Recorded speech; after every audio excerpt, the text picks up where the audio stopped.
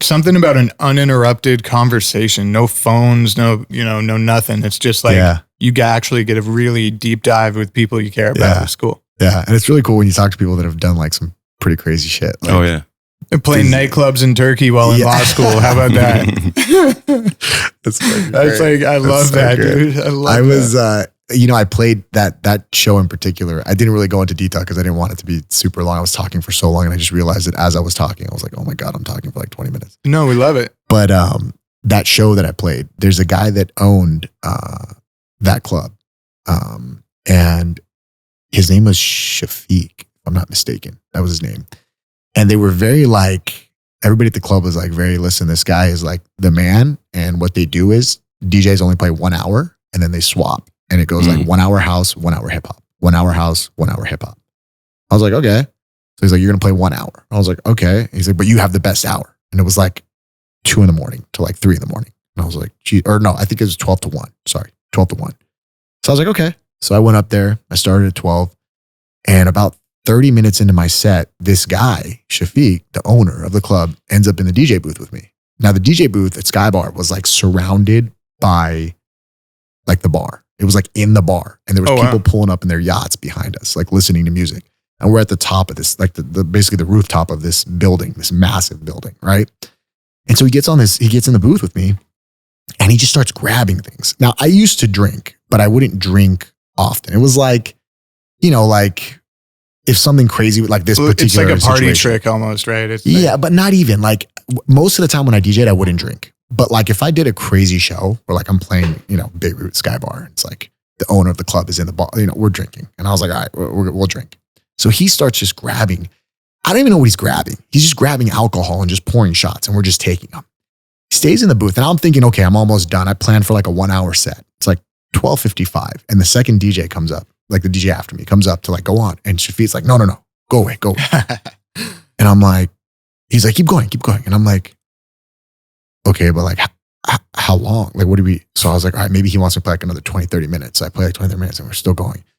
About an hour later again, it's like now 1:55 or something. And the DJ comes back up and he goes, no, go away.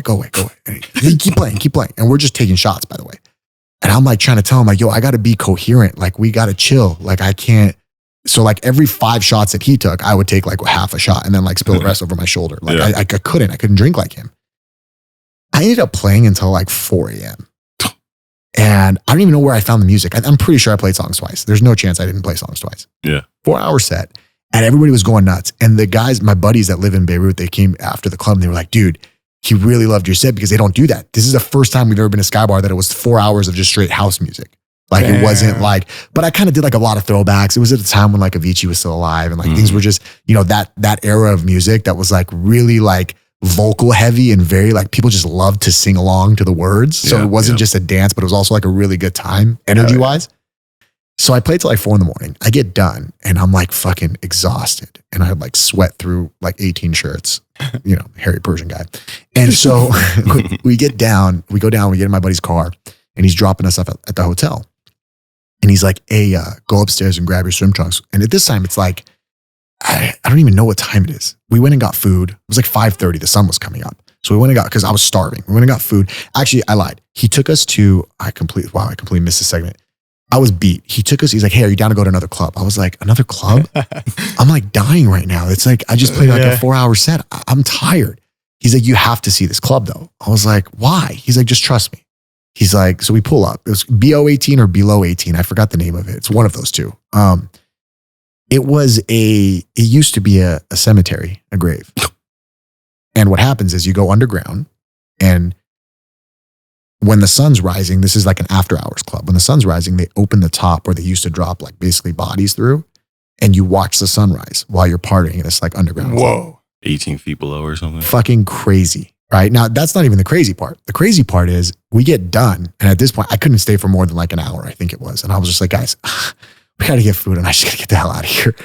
So we go. And as we're walking out of the club, mind you, we saw the sun coming up. We walk out. As we're walking out of the club, across the street is like a mosque and they're doing like the morning prayer.